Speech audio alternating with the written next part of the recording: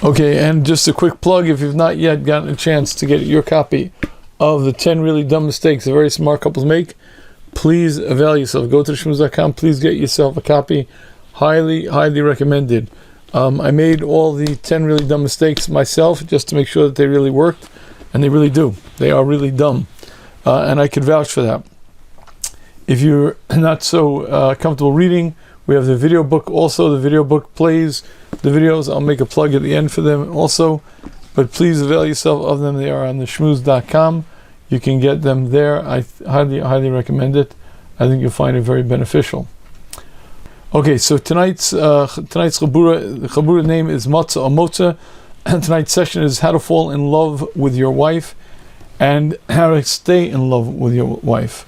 And those might be two different entities, and both are essential. Just a very quick recap. So there are 3 pillars to a successful marriage. There is commitment, love, and learning to live together. Commitment comes from a simple understanding that Hashem doesn't make mistakes. Hashem knows what He's doing. There may be some ups and downs, there may be some traffic along the way, there may be some blips on the radar, but Hashem knows what He's doing, and getting through this successfully and happily is clearly within the confines of what's expected. Love is the glue of the marriage. That's the relationship, everything that's happening there. And learning to live together is probably the most difficult part of a successful marriage, because learning to live together means learning to embrace another human being who's different than I, who has a different way of doing things, a different approach. And doggone, why can't she just be normal like me? Why can't she just do things like me? And why can't she just finally get it right? And that attitude, which we all come into the marriage with, because even though we don't mean to, and even though we may seem flexible, and we might be, but we have a natural prejudice, and adjusting and getting accustomed and making room for another human being, and accepting that the reason why she acts that way is because that's the way Hashem made her. And the reason she feels that way is because that's the way Hashem made her. And getting comfortable with those ideas and getting really embracing them takes a long time, and learning to live together is not such an easy thing. Now, this evening's session is going to focus on really the middle pillar, and really more from our perspective, the male's perspective, than the female. Again, love is the glue of a marriage, and let me begin with the Hollywood myth. Here we go, the myth of Hollywood, and really there are 2 parts of it. The first myth of Hollywood goes something like this. Boy meets girl, falls madly, deeply in love, they look into each other's eyes, and the violins start playing, and the birds start chirping, and then everything is beautiful, and life is beautiful ever after. Until they fall out of love. You fall into love, you fall out of love. It's a mystery of life. Love comes, love goes. That's just the way it is. And that is the very first myth of Hollywood, that love comes, love goes. It's just a natural sort of thing. You know, you fell into love naturally, you fall out of love naturally. It just happens. These things just occur. No rhyme, no reason, certainly no control, no ability to change things. It's just, that's the way of nature. It's just the mystery of the human race. I'll call it the myth of Hollywood, but it's the lie of Hollywood. But that's number 1. And then there's a second one. Sometimes you'll see people who are happily married, and sometimes you see people who are not happily married. And now we come to the second Hollywood myth, and that is some people get lucky. You know why it is that some people have good marriages? Because they got lucky and they found the right one. They got lucky, they found the right one. So, and because they found the right one, me, on the other hand, unfortunately, I didn't get lucky. Nebuch, I got stuck. I got the short end of the stick. Unfortunately, I got what I got. Okay, now, these I call the myths of Hollywood. And again, let's understand exactly. Number 1, people fall in love, and they fall out of love. Number 2, people get lucky. So, let me begin with the first very imperative, vital understanding. Love doesn't happen. Love is built. Love is something you work on, and love is something you focus on. Infatuation happens, we discussed that already. Infatuation is that instant sort of like, woo sense. Infatuation blinds. Infatuation is that chemical release. Infatuation is instant, it doesn't take any work. But infatuation has a shelf life. It could be that that's what Hollywood is referring to. What they call love may be just their understanding of infatuation, and that is true. Infatuation comes, infatuation goes. But infatuation is nothing other than a temporary state. a temporary state that Hashem created to allow couples to begin the adjustment, to begin the process. Some couples are very infatuated, some couples are not infatuated at all, but it is not love. The very first of the 10 really dumb mistakes that very smart couples make is mistaking infatuation for love. Infatuation doesn't take work, love sure does. Infatuation is instant, love takes a long time. And one of the biggest differences is infatuation blinds you. Infatuation is, she's perfect, he's perfect, it's going to be great forever and ever, we're going to live in peace, harmony, and happiness. Love doesn't blind you. I'm fully aware of my spouse's strengths and her shortcomings, but I love her anyway. I accept her, I embrace her as she is. I'm a human being with flaws, she's a human being with flaws. I'm fully aware of them, but I accept her anyway. And love is something that requires an awful lot of work. Now, we discussed briefly that there are tools that bond. What I'm going to do this evening, hopefully, is spend a little bit more time on some of them. The first is attraction, infatuation, romantic love, physical intimacy, respect, appreciation, friendship. In the book, in the 10 Really Dumb Mistakes, I spend a lot more time on a number of these because we don't have time really in each session to go through them. Please get the book. Please read the book. Read it a second time. If you don't read the book, read the video book. You go to theshmooze.com, you get both. But anyway, here's the goal this evening. Our goal is really quite simple. To learn to be in love with your spouse and to make it easy for your spouse to be in love with you. But that's the goal. For you to be and stay in love with your spouse and make it easy for your spouse to be in love with you. So let's begin with step 1. Step 1 is a very, very important concept that Chazal share with us. It's actually a pasuk in Mishlei, Kemayim hapanim lepanim, kein leva adam laadam. As water reflects, so too does the heart of man. And Rashi says it means literally, almost against your will. If I smile at you, if I present a smiling countenance, almost against your will, you almost don't have a choice but to smile back.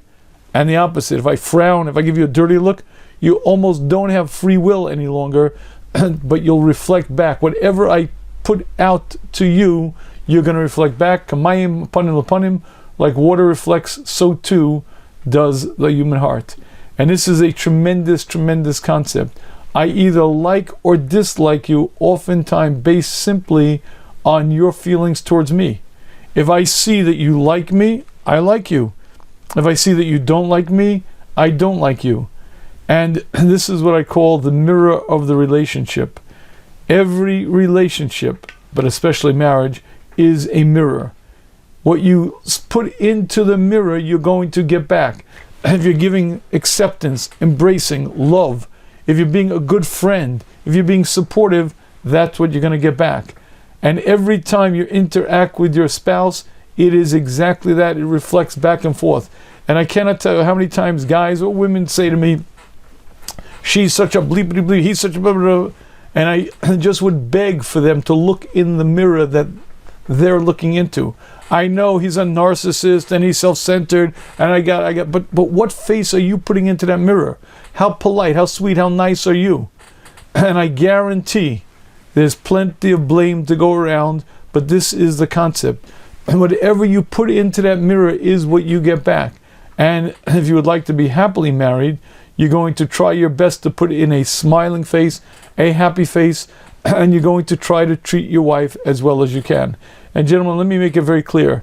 If you treat her like a queen, she will treat you like a king. It's almost something she can't help. Now, she may not do everything the way you like, she may not speak the way you like, and she may still have some habits that bother you. But if you treat her like a queen, she almost can't help but treat you like a king. However, if you treat her like a servant, she will treat you like a slave. And even though that may sound obvious, we make this mistake all the time and we miss this. And really, here's the problem. And the problem is you can't fake it. You see, you're putting that face into the mirror. The way you address your spouse, the way you speak to your spouse, if you're supportive, if you're happy, if you're constantly a friend, that's what your spouse sees and that's what you're going to get back. If you're critical, if you're not so nice, if you're constantly finding fault, or whatever it may be, well, guess what? You're going to find back exactly what you're putting in, you're going to get back. And what we're going to focus on this evening is putting the right things into the mirror so that hopefully you get them back, because you can't fake the feelings. You can't say, I'll pretend I'm in love with my wife. You can't say, I'm going to pretend I'm super attracted to her. You have to be in love with your wife. You have to be attracted to your wife, and you have to really work on these things. So we're going to focus this evening on building love in your marriage, and we're going to start with some of the tools that bond. So let's begin with the following. All of these are tools that bring to the goal of love. But before we even really begin the process, I need to make one point very, very clear. These are tools to get to this point. All of these things, attraction, infatuation, romantic love, touch and physical intimacy, respect, appreciation, friendship, these are all driving forces that bring a couple closer, but the goal is love. What I mean by that is physical intimacy is an integral part of a successful marriage. It creates a bond, it creates attachment, it creates a connection. But it's only a tool to be used. So too is attraction. Attraction is a powerful tool, but it's a tool to be used. And one of the mistakes that people make is they mistake the driving forces for the end goal. And the end goal is love. What's love? So I'll give you the COVID test. The COVID test, often many couples found the COVID test to be a very, very difficult test.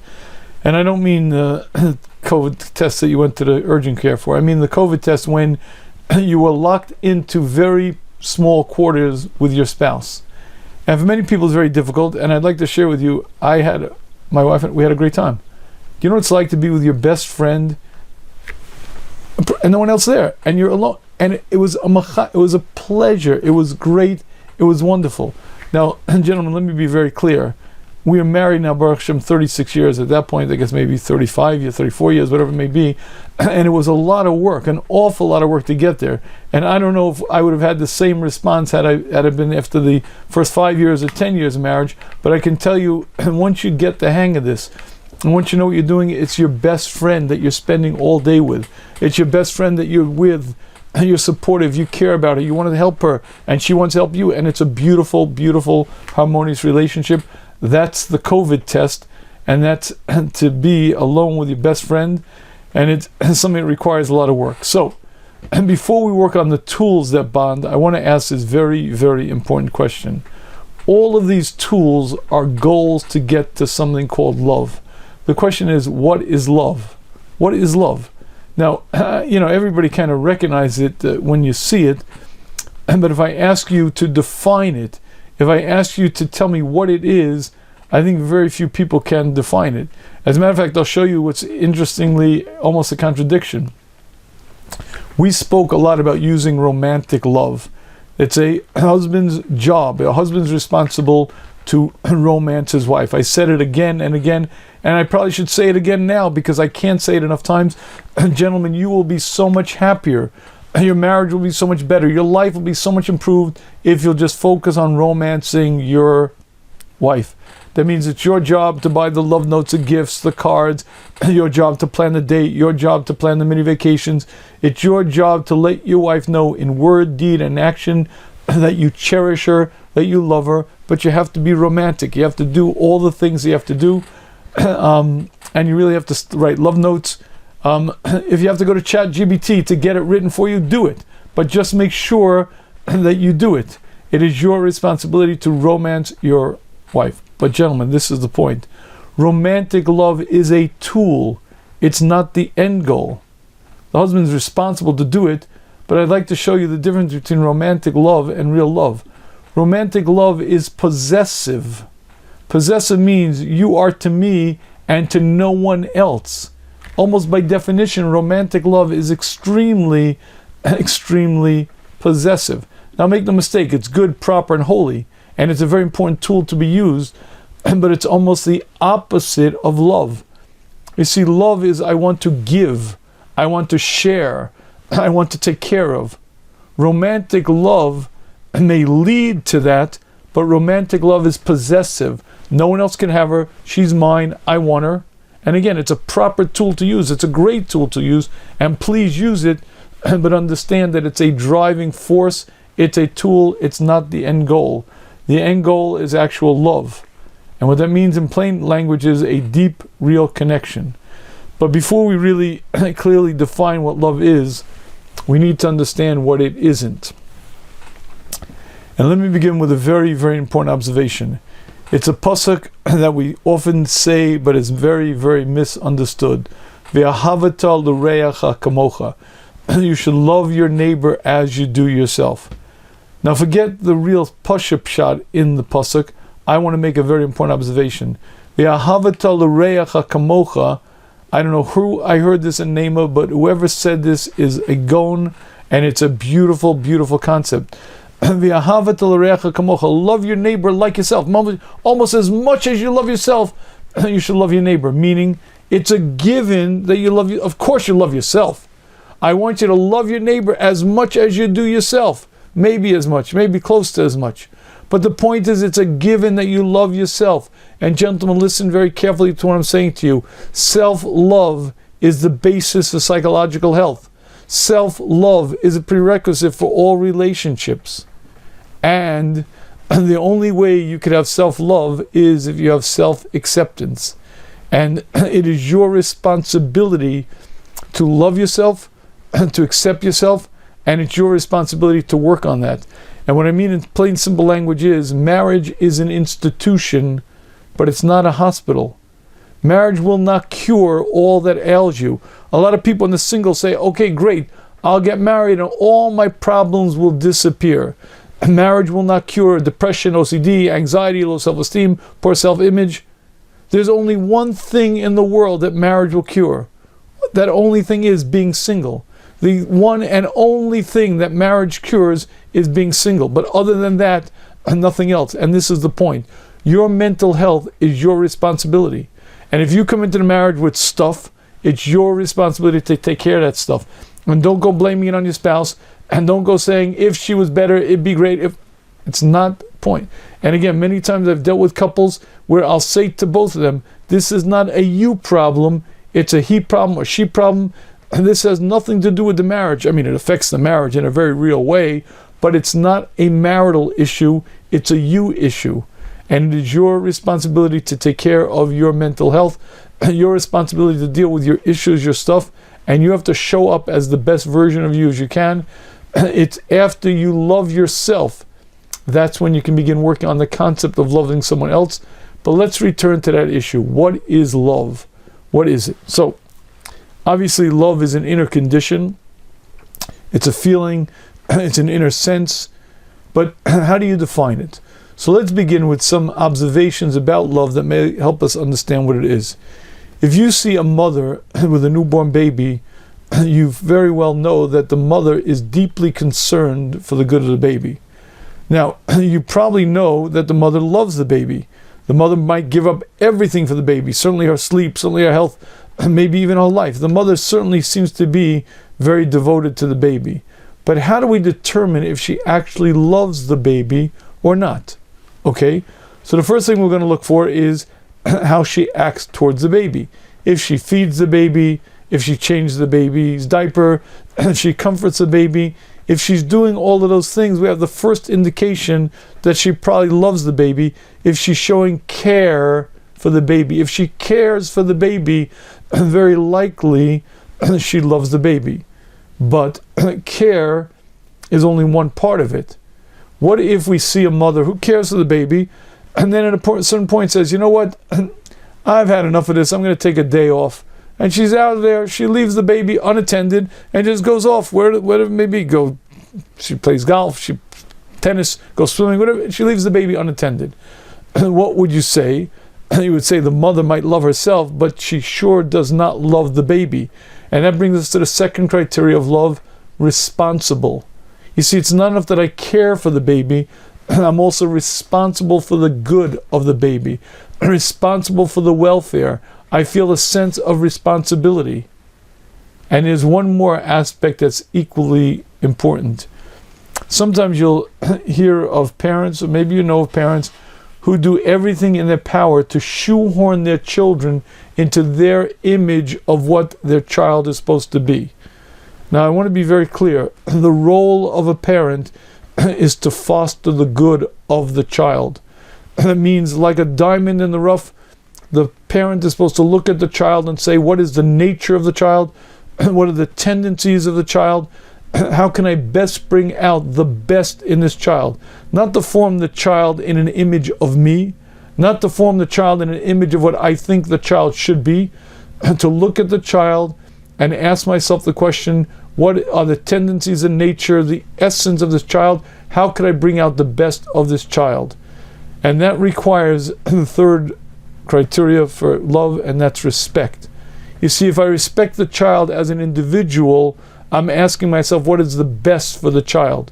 If I'm viewing the child as an extension of me, or a way to prop up my social image, or a way to gain something, then I will shoehorn the baby into my image of what the baby should be. But if I fundamentally respect the baby as an individual, I will bring out the best in the baby. And these are the three elements of love. Number one, care.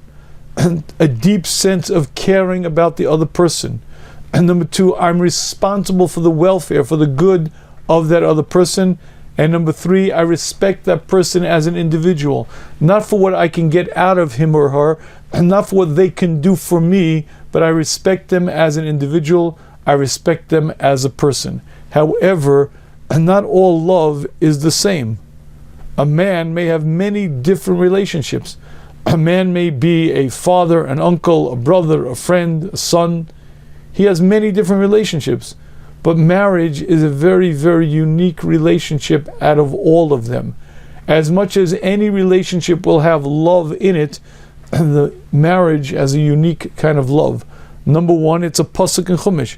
Al kein yazov ishes aviv v'is imo. A man shall leave his father and his mother v'davak b'ishto and cling to his wife. V'hayu lebasar echad. And they become one entity. You look in the Ramban on that pasuk, the Ramban says, husband and wives view themselves as closer than any other relationship. They view themselves as one, and one entity, and one unit. You see, with any other person you may share a part of your life, but with your spouse you share your entire life. There's no relationship that's closer, and no relationship that's more supportive, and no relationship where you're more equally mutually dependent. But the real distinction between the love in a marriage and the love of any other relationship is not just that.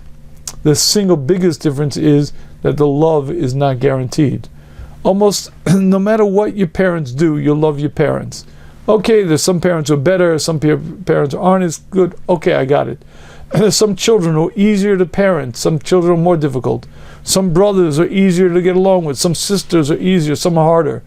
But irregardless of what they're doing, there's a profound sense of love, attachment, certainly responsible care, certainly respect. However, in marriage, it's a little bit different. In marriage, that love waxes and wanes. And that love either increases or decreases, and that love in marriage is dramatically dependent on the relationship. And that is the single most critical difference. Any other relationship that you have is sort of static, a little bit more, a little bit less, but you love your parents, you love your brother, you love your uncle, you love your son. That's there. A little more, a little less, they can do better things, worse things, I got it. But the bottom line is what it is what it is. It's only your wife and your wife alone that relationship is so fickle. It either increases and increases and increases, or it decreases. But one thing for sure, it's ever changing. And sometimes in the same day, and sometimes in the same half hour. One moment you can be deeply in love, and next minute you're furious, because the relationship is very, very fickle. And would you like to know why? And it's very critical that you know why, because only when you know why can you understand why the relationship requires so much work. You see, in a marriage, we are mutually dependent, and each of us is very, very sensitive. A husband and wife each have expectations, wishes, desires, and we have very real needs. And unfortunately, in the busyness of life, with what happens, invariably there are going to be some needs that are met and some needs that aren't met. Some expectations that will be realized, some that aren't. And invariably, they're going to be bruised shins, scraped knees, and hurt feelings. And the minute that happens, the minute one of my expectations or needs aren't met, there's a profound sense within me, my spouse doesn't care about me. My spouse doesn't meet my needs. And what that means is, if my spouse really cared about me, if she was really concerned about my needs, she would meet my needs. It must be that she really doesn't care about me. And the reason why all of this comes to bear is because the simple reality is we are very connected as a couple, very connected as one unit, and we are vulnerable. And when you're vulnerable, it's invariable that it's going to happen. She's going to say, he's going to say, it's one time it's my fault, one time it's her fault. I didn't realize, she didn't realize, but before you know, words are said, things are said, and unfortunately, there's great amounts of hurt. And that's okay, as long as the relationship is intact. And the stronger the relationship, A, the more you have going for you, and B, the stronger the relationship, the easier it is to repair, and the better off you are. Invariably, there are going to be hurt feelings. Invariably, there are going to be things, and you're going to have to apologize. You're going to have to realize what you've done wrong. She's going to have to apologize. That's part of the game. As long as the relationship itself is powerfully intact, you guys are good. And to do that, we have to work on the relationship. And again, the primary responsibility of a husband is working on romancing his wife. But how do you stay in love with your wife?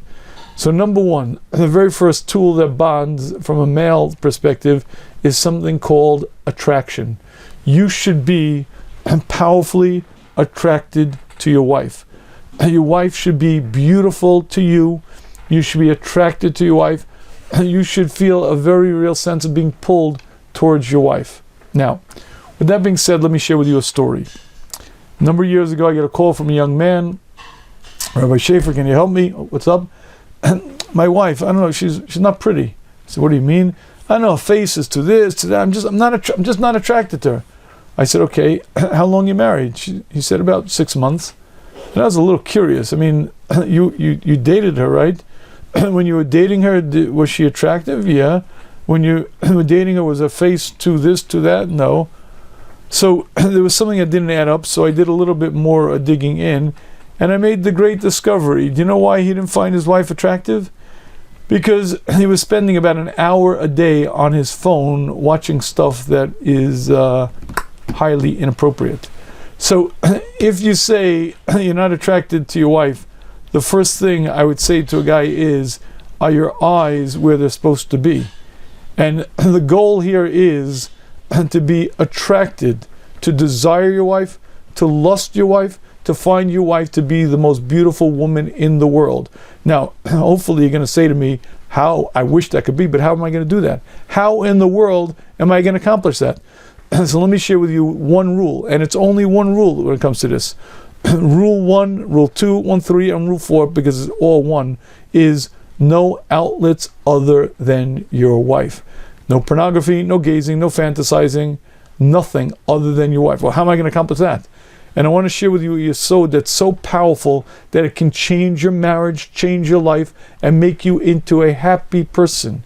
Here we go. Are you ready? I'm going to teach you how to buy your freedom. I'm going to teach you, I'm going to claim it's me, but it's not me, it's a Sefer Chinuch. And let's carefully listen to what the Sefer Chinuch tells us. Mitzvah sheyismach chosan im ishto shana rishona. The Torah gave us a commandment for 1 year. A husband is supposed to be with his wife, and he's supposed to make her happy during that year. And during that time, he's absolved from all communal responsibilities. He doesn't go to war. He doesn't do the normal responsibilities of a person. He's totally supposed to spend as much time as humanly possible with his wife. Now, why is this? Sefer Chinuch explains. Because Hashem commanded the Chassan and Kal to be together. He shouldn't go anywhere else. He shouldn't have any other interests. Rather, he should sit with her an entire year from the Nesuin. Why? Because Nus is to'evu lefanav. Illicit relationships are disgusting to Hashem. Therefore, Hashem commanded us that a woman should sit with her husband for 1 year. For 1 year, he should be alone with her. And listen to these words. Kedei lahargel teva imah. And that his nature should become accustomed to her.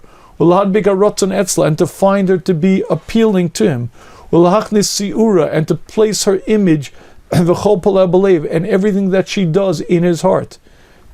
Ad, this is the punchline, until to his nature becomes kol ma'aseh isha acheres, any other woman, whatever any other woman does, v'chol inyaner derech zaros, is strange. You're supposed to spend a year with your wife and your wife alone, because you're supposed to put into your brain, this is how a woman does things. This is how a woman walks. This is how a woman talks. This is how a woman dresses. This is how a woman looks. This is a woman. Basically, you're supposed to spend a year focusing your eyes on your wife so that you become accustomed to it, so it becomes emblazoned in your brain. This is a woman, and only this is a woman. I'm supposed to see my wife as this is the way a woman stands, the way she shoulder pen, the way she breathes, the way she reads, looks, eats, until any other woman is foreign, like attracted to that foreign thing. Imagine you go to the zoo and see an orangutan. What, you want me to orangutan, a monkey? What's wrong with you? You're supposed to train your eye to see your wife as attractive and no other woman as attractive. Everything else is foreign, strange, and unattractive. As the Sefer Chinuch says, every other woman is not a woman. Gentlemen, do you hear what he's saying? Now, I will grant you that in our current times, this is a mighty grave challenge. And there's never been a generation like this where there's been this much temptation, and you can't avoid it. Wherever you go, in the street, in the car, and wherever you are, you're bombarded. But let me at least explain, let's at least understand the principle that the Sefer Chinuch is teaching us. You see, desire is inborn. Within the human is desire. That's instinctive, it's natural. There's nothing you're going to do to change that. You work on Shmiras Einayim from today till you're 85 years old, you're not going to change that. But what you desire is learnt. And what you desire is something that you train yourself in. And if you're looking at other women all day long, at this one, at that one, at that one, and this one, well, guess what? And that's what you're training your mind to see as attractive. You're training your mind to see this and that and that and that. And I guarantee you'll never be satisfied with your wife. It is a wise man who trains his eyes to see his wife and only his wife as attractive. But that means you have to actually work on it. The first kumvaseh part is you take an image of your wife and emblazon it in your brain. And you say to yourself again and again, my wife is beautiful. My wife is attractive. I'm attracted to my wife. I desire my wife. I want my wife. It is a wise idea to put a picture of your wife on your phone. Certainly when she calls, certainly to have it when you go around the day. But what you're supposed to be doing is training your eye to see my wife is attractive and only my wife is attractive. And gentlemen, I'll let you in a little secret. Especially during intimate relations, the more you can emblazon your wife's image in your mind, and you have to bring up the image. You have to see an image of your wife and bring it up and think and dwell and dwell and dwell. What I'm saying to you is the opposite of what naturally happens to most men. And most men, they're not bad guys, but they go on the street, they see this one, they see that one, they see this one, and all day long they're fantasizing. All day long they're fantasizing about other women. Well, guess what? By definition, your wife is not going to be attracted to you. You're not going to be attracted to her. Why? Because by definition, when you're looking at other women, and you're seeing other women, and you're seeing them as desirous and desirable, what you're doing to yourself is you're training yourself that those are attractive women. That's what I want. That's what I desire. You come home, and guess what? What I got here at home, this is that. What's this? And it's a wise man who trains himself in the opposite. You train yourself to see your wife as beautiful. You have an image of her in your mind, and you think on it, and you dwell on it, and you think and think and think until it becomes natural, until it becomes instinctive. And by the way, the biggest compliment to your wife is if you actually find her attractive and you let her know. And maybe the biggest insult to your wife is when you look at other women with desire, and I got some bad news for you, she's going to know. But gentlemen, this is the point. It's got to be something that you work on. It's not natural. It's far easier to just let your eyes wander and be attracted to this one, to this one, to that one. And in a very short time, you're not going to find your wife to be the pull and the driving force that attracts you. Well, guess what? You have a bechira. The first part of the bechira is to bring up an image in your mind's eye of your wife, and again view it and see it and dwell on it. And again, especially when you're intimate, but all the time, it's a good idea to do. Bring up an image and you say to yourself, my wife is beautiful. This is the one that Hashem gave me. This is the right one for me. This is the one I want. You see, what you're doing is you're using desire as a tool that bonds. Desire is instinctive. Desire will either pull you or you use it as a powerful horse to pull you to where you want to be. You see, desire is going to pull, no matter what it's going to pull. The question is, does it pull you away from your wife, or do you channel it to pull you towards your wife? But gentlemen, that means, again, no outlets other than your wife. That means no porn, no gazing, no fantasizing. That means it's got to be something that you're working on.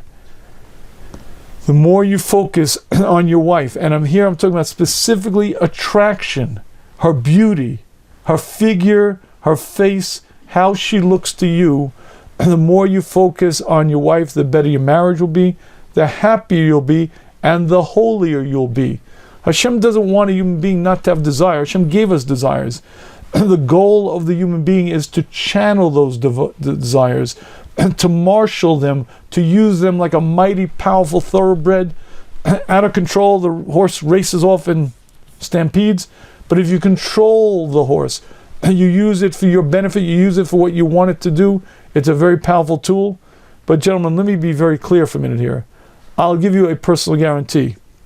If you married the most beautiful woman in the world, Kuli Amalo Pligi, you married Esther Malka Sarimenu, put together more beautiful than any woman ever on the face of the planet. Okay, here's a very simple observation. There will always be other women out there. And no matter what, no matter how beautiful, no matter how attractive your wife is, I guarantee there'll be other women that are either more alluring, more enticing, more appealing, more attractive, or whatever. And even if you married a beauty, there are other ways. There are other ways. This kind of hair, that kind of hair, this kind of thing, that kind of. There are always differences, and always prettier and skinnier and taller and younger and shorter, whatever it may be, than your wife. And I guarantee, unless you train yourself to see your wife as a woman and no one else as a woman, you're going to be forever pulled away from your wife. And instead of using it for a powerful tool, it's going to destroy your marriage, going to destroy your holiness, and certainly going to destroy your happiness. In plain, simple language, you ever hear the expression, the man had eyes for his wife and his wife only? It was not said by a man. I've never met a man yet who has eyes for his wife and his wife only. I've met many men who worked on it, and worked on it very, very diligently, and trained themselves to see their wife and their wife only as attractive. But it was a tremendous battle and a tremendous amount of work, and after years and years they trained themselves. But if you think you're going to marry the most beautiful woman in the world, and then that's it, I don't have eyes for anybody else, I got bad news for you. You're going to get married, it's Hashem, and she'll be beautiful, and there'll be other women who are attractive or whatever the enticement is, whatever the beauty is. And the work is to work on yourself. But the work here is to use the tool of attraction to pull you closer. Physical intimacy is a powerful tool, but you have to use it properly. Attraction is a powerful tool, but you have to use it properly. I'm talking about using attraction as a tool that Hashem meant it to be, and that is the work. The work is to train yourself to see your wife and your wife only as beautiful, and it requires a lot of work. If you don't do it, you're going to be constantly pulled away. If you do it, it's a powerful force that draws you closer. Okay, but let's move up the scale for a minute. We have the next one is touch and physical intimacy. Now, we're not going to deal with physical intimacy in this session per se. We'll see maybe later on, but let's talk about something called touch. Gentlemen, let me be very, very clear. There are many, many things that will pull you guys apart. First of all, the busyness of life. And then there are responsibilities, and there are things. And if everything else is finally in order, there are a thing called kids. And I guarantee kids are going to make it very difficult for you guys as a couple, as a unit, to be connected, to be bonded, because children demand time, demand attention, and children compete dramatically for romance. You have to set boundaries. It's imperative that you set boundaries. It's imperative that you set Tuesday night is mommy and Abba's night out. We take mini vacations. The bedroom is sacrosanct. That means children are not invited in there, not allowed in there. There have to be very, very real boundaries. But despite all that, there'll be many, many things that will pull you apart to allow us to connect, to allow us to bond, to allow a marriage to flourish. Hashem created many tools. Attraction is one of them, we discussed. Well, let's discuss the next one called touch. Now, touch is a powerful, powerful tool. But gentlemen, listen carefully what I'm saying to you. Touch and physical intimacy are not the same thing. And touch is not only to be used as a tool to get to physical intimacy, and certainly not only in the bedroom. Touch as a sign of affection, as a gesture of affection, as something that builds a connection. And that means everything from holding hands to an arm around the shoulder to even just touch, just touching. Just touching your spouse, just in a way that you don't touch other people. But I don't mean in a sexual way. I don't mean in a way of lust. Lust is fine and it's good and it's healthy and you should use it in your marriage properly. But I'm talking about something else. I'm talking about using touch as a sign of affection, as a way of building affection. And let me sort of touch on a very, very, excuse my pun there, on a very sore point. Many, many women complain. He only touches me when he wants sex. That's the only time he touches me. If he doesn't want to go to bed, he doesn't touch me. And gentlemen, I would like to share with you, if that is your wife's sense of things, you blew it. You blew it on 2 counts. Number one, you're not using a powerful tool that bonds. Touch means signs of affection, signs of endearment, holding hands, arm around the shoulder. Now, again, if you have kids, you got to be careful, you can't do it. But certainly when you're alone, when you're separate, you spend time together and you touch. Touch means, again, everything from holding a hand to just touching. When you're speaking, you reach out, you touch, because your relationship to your spouse is different than a relationship to any other human being on the planet. And you want to make that clear. You want to make that vivid. You want to make that very, very obvious. You are responsible for the romance in a marriage. You are responsible for the signs of love and affection. And this is a critical area not to miss. Touch is an independent piece, not related to physical intimacy. But just because it's not very well understood, let me make this very, very clear. Men and women typically end up in the bedroom for the opposite reasons. In a healthy marriage, what happens like this: the man typically has a very strong desire for physical intimacy. He knows that his wife will only join him if he shows signs of endearment, of affection, and he'll do that. But this is the point. For a man, physical intimacy is a powerful tool to build a connection and to build a bond. What brings him into the bedroom is physical desire. And once he is intimate with his wife, that creates the bond, it creates an attachment. But you see, the way it works is sex leads to love. In a man's world, he has a natural desire. And when he is with his wife, that creates the bond of love, it creates the attachment. And again, it's very healthy, it's very good, it's a tool that Hashem gave us, and use it. I'm not telling you not to, absolutely use it, 100%. But the point is, in a man's world, it's the desire for physical intimacy that leads him to be with his wife, and that leads him to love. But typically for a woman, it's the exact opposite. Typically, it's only when a woman feels that her husband loves her, and when she feels that she loves her husband, that's when she wants to be physically intimate with him. Typically, with a woman, she needs to know that she's cherished, she needs to know that she's loved. When she has that, then in a healthy woman, she'll have desire. Some women more, some less. But you see, almost invariably, on a regular basis, if you're new to this thing called marriage, you're not married yet, you may not know what I'm talking about. But any man who's been married for a while knows the amount of time that women just aren't interested. They're not interested in intimacy. And I can't tell you how many times I get guys that complain. I had one guy who said to me, Rebbe, can I get a Pelegish? What do you want a Pelegish for? My wife never wants to be with me. I don't understand her. I don't understand her. The guy didn't have to say another word. I knew already what was going on, but I asked to speak to his wife. And it doesn't take a rocket scientist to realize the minute a woman doesn't feel loved, if she doesn't feel cherished, she doesn't want to be with her husband. Some women will do it anyway, some won't. But one thing for sure, if you want to be physically intimate with your wife, be smart about it. Take her out, spend time with her, romance her, and she'll be much, much, much, much more interested. And what gets her interested typically is when she feels love. It's the love for her that leads to the desire for sexual intimacy. In a proper marriage, hopefully both parties are doing their part. The husband is romancing his wife, buying the gifts, the cards, the love notes, the dates, and everything. As a result of that, his wife knows that she's cherished. He ends up wanting to go to bed because he has physical desire. It builds a bond of love for him. She wants to go to bed because she loves her husband. It builds a bond for her also. And everything works together in peace and harmony. The problem is when things break down and he stops doing his part, she then stops doing her part. And before you know it, you have a situation where things get very, very out of control. Gentlemen, be wise about this. Don't be foolish. Use the tools that Hashem gave you. Use the tools. Hashem wants us to succeed. Hashem wants us to be happily married, but you have to use all of the tools that bond.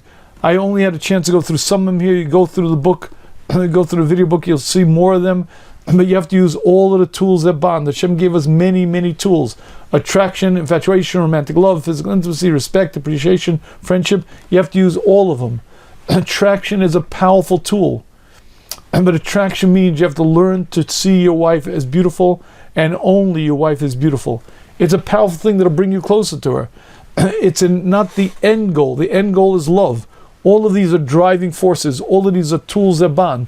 The end goal is real love. Real love is care, commitment, responsible, sense of respect. Real love is an inner condition of wanting to give, wanting to help, caring deeply for the other person. These are tools. They're very important tools. But again, romantic love, which is the main tool a husband should be using regularly, is very much the opposite of giving. Use it, but understand what it is. It's a tool. Attraction is a tool, but you have to work on it. You can't just let your eyes wander. You have to work on it and use it. And touch is something that's very, very important to use. But you have to use it. You use it as a tool. It works, it bonds, it connects. All of these are tools that bond. All of these are things that connect. You have to work on all three pillars. You have to work on the commitment. You have to say to yourself again and again, Hashem brought the right one to me, the perfect one, the perfect match for me. You have to work on the love in the marriage, because the love is the glue of the marriage. And you have to work on living together, because learning to live together is not so simple. Embracing another human being who does things differently than I, and not trying to change her, not trying to mold her into the image of what a woman should be like because I got it right, but accepting her as she is takes an awful lot of work. You do these things, you use the tools that bond, you get closer and closer. There'll be ups and downs, you're going to have mishaps and things happen. You apologize, you kiss and make up, you continue, you go through life, you get closer and closer, you learn what not to do, you learn what to do, you start avoiding the 10 really dumb mistakes that very smart couples make, and you get closer and closer. I want to close out this series with a very important chazal, wisdom from chazal. And let's just read a pasuk, and this Rashi is so eye-opening and gives us a tremendous insight. Vayisa es kolo vayevch. Yaakov Avinu comes to the well, and he sees his Rachel. And Rachel Imenu, he sees her, and after greeting her, Vayisa kolo vayevch, he raises his voice in a cry, but out loud. He cries out loud. Why did Yaakov Avinu cry at this moment? He finally meets Rachel. Why is he crying? This is his beloved. This is the one that he knew he was destined to marry. This is the mother of the Klal Yisrael, the mother of his children. Why is he now crying? So Rashi brings two pshatim, two reasons. Reason number one, Vayev, he cried, he came empty-handed. He left his father's house with great wealth. Eliphaz was sent by Esav to chase down Yaakov. Yaakov willingly gave all of his wealth because otherwise Eliphaz had no way to fulfill his father's command. So Yaakov came to his Beshert, came to his Kala empty-handed. He came to his Kala empty-handed. Vayisa kol, he began crying, Oy Eliezer, the slave, my father. When he came to my father's betrothed, he came with 10 camels laden, and I come empty-handed. Vayisa kol v'yev. He began crying and crying and crying. Gentlemen, there's an important lesson to learn from this Rashi. It's called class, respect, dignity. Believe me, Rachel was not into trinkets. She was not into glittery gold. She was one of the emos. But it's not classy. What do you mean? She waited. She waited. This is Yaakov Avinu. Leah's eyes were red. Leah's eyes were red because she thought she'd end up with Esav. She cried and cried and cried, and Rachel knew that she was to get Yaakov, and finally meets, and he comes empty-handed. Big deal. What do I care? I get him. Who cares about the trinkets? The answer is not class. It's not dignified. You don't come to the Kala with empty hands. It's not nice. You have to remember you're dealing with a Bas Yisrael. Your wife, your Kala, is a Bas Yisrael, and you have to be very dignified, very respectful. You have to treat her like a queen. Even if you feel she's not acting like a queen to you. Even if you feel she's not, you have to act to her like a queen, and that's your job. You treat her like a queen, she'll treat you like a king. Treat her like a servant, and you're going to pay the price. But this is the first reason why Yaakov Avinu cried, because he came empty-handed. It's not classy, it's not dignified, not respectful. How could I come to the Kala with empty hands? But let's look at the second reason. The second reason is Vishasafa Baruch HaKodesh. At this moment, he saw Baruch HaKodesh from the Nevuah type of state. She'ena nechneses imo lekvura. Rachel is not going to be buried with him. Rachel is going to be buried on the way, because many generations later, the Klal Yisrael are going to need her to call out to Hashem to save us when we're sent into exile. So she was not to be buried in the Maras of Machpelah. Yaakov Avinu at this moment saw Baruch HaKodesh that Rachel was not to be buried with him. And therefore he raised his voice crying, Oy vey! Gentlemen, you get the point? When you marry your spouse, it's for eternity. In this world, in the world to come, you are together. And it's a lifetime. It's a lifetime together. And it's a lifetime of dignity, of respect, of love. And Yaakov Avinu felt there was something lacking. The marriage isn't complete. We're not going to be buried together. We're not going to be together in that state of existence. And it was something lacking. Believe me, they'll be together in Gan Eden. And Tchias HaMesim, they'll be together. But for a temporary time, in the Kvura, they weren't together. And Yaakov Avinu raised his voice in a cry. Why? Because that's a romantic person. It's a marriage, one unit, bonded, connected together. We're supposed to be together for life. Gentlemen, this is the Yesod. Love doesn't happen, love is built. I'll share with you one last story. Rebbe in Palm, when she heard the terrible news that her husband, Rav Palm, the Rosh Hashiva, Zatzal, passed away, she was clearly very, very broken. Amana. And someone came to the apartment and saw that she was ironing. Now, first of all, she was in Aninus, and second, why are you ironing? And they asked the Rebbe, what maybe we could help. She said, no, it's the Rosh Hashiva's Tachrichim. She wanted to make sure that the Tachrichim that her husband was buried in would be neat, would be proper, so she was ironing them. That is dignity, that's class, that's devotion. It's not about me, it's about that devotion, that love is something that takes years and years and years. You use the tools that bond, you work on things, you continue to grow, you daven, Hashem helps, and eventually you get there. May Hashem grant you much success, much shalom bayis. Don't forget to daven, and Hashem will guide you. Much siyata d'shmaya.